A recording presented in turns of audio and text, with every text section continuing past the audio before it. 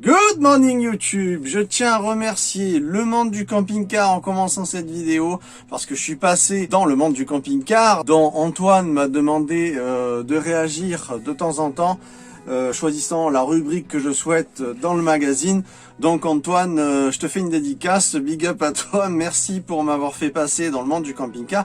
Vous pouvez retrouver l'article également, le site sur internet, donc le monde du camping-car.fr. Vous allez voir en frame sur la première page de l'article, vous allez voir ma vidéo d'accueil où je parle de comment j'ai fait pour me trouver un terrain, quelle technique, quelle possibilité de rester sur un terrain, quelles sont les conséquences qui peuvent y avoir, les problèmes éventuels du début, du moins, mes conseils. Je vous invite également à aller voir cette vidéo, la vidéo d'accueil de ma chaîne, et également sur le monde du camping-car, encore une fois. Alors il m'a envoyé le magazine, c'est super sympa, merci Antoine encore. Il y a tout un tas vraiment de rubriques qui parlent de camions, fourgons aménagés, de camping-car, il y a vraiment tout.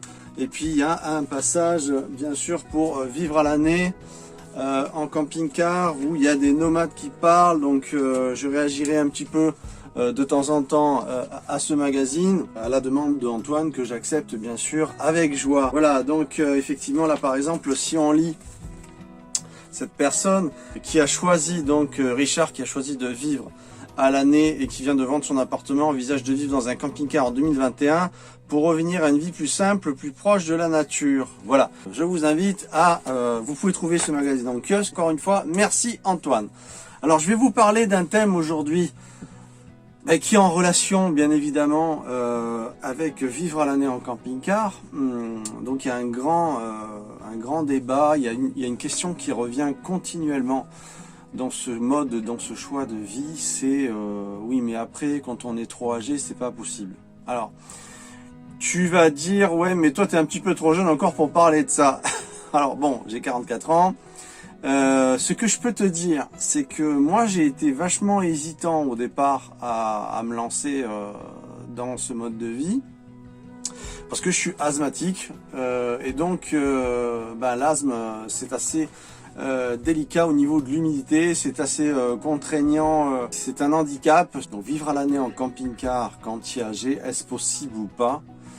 Eh bien moi j'ai posé la question à énormément de gens, notamment des abonnés, des personnes qui vivent en camping-car à l'année, qui avaient 60, 70 ans et qui n'avaient aucun problème à vivre à l'année en camping-car. Et quand je leur posais cette fameuse question, qu'est-ce que tu penses toi du fait des gens qui disent que c'est pas réalisable, c'est pas possible après, quand on a un certain âge, de vivre en camping-car, eh bien ce que j'ai noté le plus et qui m'a plu à l'oreille, c'est tant que je peux me déplacer, que je suis capable de conduire, que je n'ai pas de graves problèmes de santé, que j'ai la santé de pouvoir continuer mon aventure et de vivre ces moments d'invasion, ce choix magnifique d'être en liberté totale, eh bien je continuerai à le faire.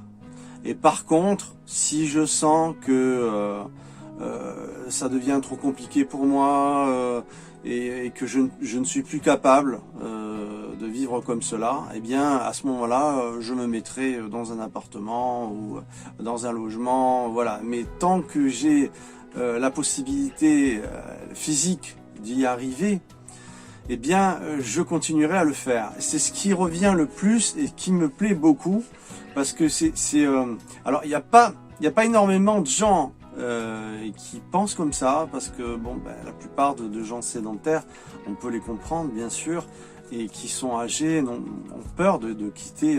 C'est dur de franchir le grand pas pour vivre en camping-car. Moi-même, quand j'ai choisi de le faire, j'avais peur bien évidemment, parce que tous tes repères sont de la sédentarisation. Et tu as vécu comme ça, et puis d'un coup tu dis mais qu'est-ce que je fais? Je prends un véhicule et je vais vivre sur un terrain, je vais puiser mon eau, et tu te dis mais c'est n'importe quoi. Mais t'as de temps en temps ces peurs qui reviennent, et c'est tout à fait naturel, c'est humain. Et il se passe un phénomène, au départ où tu as un petit peu peur, je dirais les les 2 premières semaines, tu es un petit peu, tu vois, comme toute chose, hein, tu es déstabilisé. Mais la déstabilisation, c'est pas quelque chose qui doit t'arrêter. La déstabilisation, elle est pas forcément mauvaise.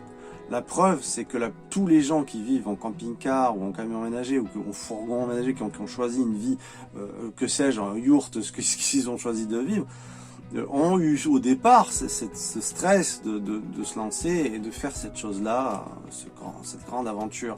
Mais il se passe un phénomène après où effectivement tu es waouh, tu dis non mais je revis, je suis content, j'ai bien fait de le faire, j'avais peur qu'on m'agresse, j'avais peur.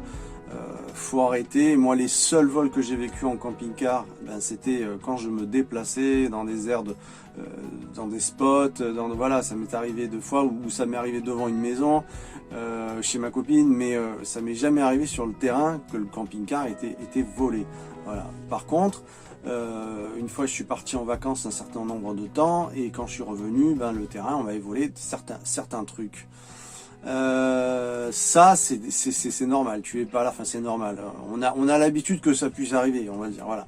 Après c'est des conneries, hein, c'est des tuyaux d'eau, ça va être une cuve d'eau, bon c'est des choses qui m'ont un peu manqué parce que j'avais pris du matériel qui était de bonne qualité pour que ça tienne, ça m'a fait un petit peu mal, mais ça fait partie du truc, voilà. Si vous avez ce désir de prendre cette grande aventure, de vivre sur un terrain, de vivre dans un véhicule, n'ayez pas peur, ne vous rajoutez pas des peurs excessives, ne croyez pas que vous n'êtes pas capable. Il y a une parole qui dit « ce qui est à la portée d'un homme est à la portée d'un autre ».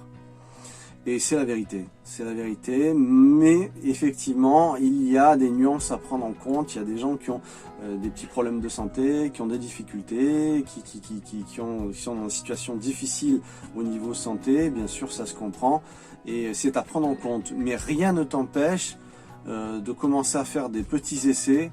Tu sais, moi quand j'ai commencé le camping-car, j'étais sédentaire, donc j'avais le camping-car comme tout le monde, je partais en vacances, je m'amusais, et c'est petit à petit que je me suis dit, tiens, et si, tu vois, et ce « et si » a fait que j'ai commencé en fait à acheter mon terrain, acheter Neverland, parce que je me suis dit, je vais avoir mon coin à moi, je vais me faire mes petits barbecues, mes petits trucs, et puis d'un coup, il y a eu un déclenchement et un déclic, parce qu'il y avait une saturation de voisinage, une saturation de loyer, de factures, et là j'ai dit, eh ben je vais rester sur mon terrain. Et il y a 7 ans, c'était pas un truc c'était pas un mouvement qui était actif, hein, sur YouTube très fortement, puisque YouTube c'est pas très vieux, ça a maximum, et encore je suis gentil, 13 ou 15 ans, je sais pas si c'est pas moins. Enfin bref, vous confirmerez en commentaire. Mais ce que je veux dire, c'est qu'il y a 7 ans, tu n'avais pas énormément de chaînes sur la van life, tu n'avais pas énormément de thèmes, de personnes qui souhaitaient vivre comme ça. Donc voilà, quand j'ai commencé, moi j'ai pas tout de suite sauté sur YouTube. J'ai attendu 2 ans et j'ai fait mes expérimentations sur le thème de l'autonomie, de comment se chauffer. Au départ, j'ai commencé avec un poêle à bois. Encore une fois, je vous invite à aller voir mes premières vidéos. Ce poêle à bois, c'est quelque chose que je déconseille fortement, hein, aujourd'hui, parce que voilà, bon, au départ, moi, j'ai découvert, j'ai fait comme j'ai pu, j'avais peur d'avoir froid, j'avais de grandes craintes, beaucoup de stress, effectivement, sur le fait du froid. Et donc j'ai mis un poêle. Donc il y a des solutions maintenant. Le Webasto, les Webasto chinois, ce genre de solutions pratiques n'étaient pas au goût du jour. Il y avait les Webasto, mais ils étaient très chers. Donc voilà, il y a des possibilités aujourd'hui bien plus faciles. Moi aujourd'hui je n'utilise que du solaire, je me chauffe avec une couverture chauffante, et ça consomme très peu d'énergie, et comme je suis dans le sud, ben, ça se passe très bien. Voilà. La difficulté, c'est la peur. Le problème, c'est le stress. Même si tu as des a priori, il faut que tu essayes de dépasser ça. Commence par, moi ce que je conseille, c'est commencer par faire des petits tests comme ça de plusieurs jours. Tu te mets dans un endroit en autonomie totale, avec tes panneaux solaires, avec ton véhicule, et puis tu vois un peu comment tu réagis. Tu vois si c'est fait pour toi ou pas, tu vois si ça te plaît, tu vois si tes capacités physiques, tu peux tenir le coup. Voilà, quoi qu'il en soit, je pense effectivement que tant qu'on peut le faire, tant qu'on est capable de conduire, tant qu'on est capable physiquement de pouvoir le faire, eh bien il faut le faire. Il faut le faire parce que la vie, il faut la vivre. Il faut. Et ça, c'est magnifique. Ne vous empêchez pas de faire ce grand saut. Faites ce grand saut, n'ayez pas peur, il n'y a rien, c'est pas si grave, il y a pas de danger tant que ça. Le danger, il n'est pas dans la nature, le danger, il est plutôt dans les villes, dans tu vois, les aires de repos. C'est pas en te mettant dans un coin en nature que tu te mets en danger. C'est bien conscient, on a bien eu la preuve que ce qui arrivait de grave, c'était pas dans les petits coins tranquilles, c'était plutôt justement là où il y avait du mouvement et du peuple. Donc voilà, c'est une petite vidéo pour expliquer que je suis moi aussi dans cette idée de dire que tant qu'on peut faire les choses, tant qu'on a la santé, tant qu'on a physiquement la possibilité de conduire et qu'on a voilà, les possibilités physiques de le faire, eh bien il faut le faire. Voilà. Sur ce, je vous souhaite une très très bonne journée. Je remercie encore Antoine Chapeau Noir. Merci à toi et effectivement, tu peux compter sur moi pour réagir à les rubriques de tes articles avec plaisir par la suite. Étonnamment, je l'avais déjà fait sur le Portugal. Encore merci le monde du camping-car pour avoir créé un article sur moi et sur ma chaîne. Ciao ciao tout le monde, merci beaucoup, soyez safe, prenez soin de vous et le sourire les enfants. Ciao ciao.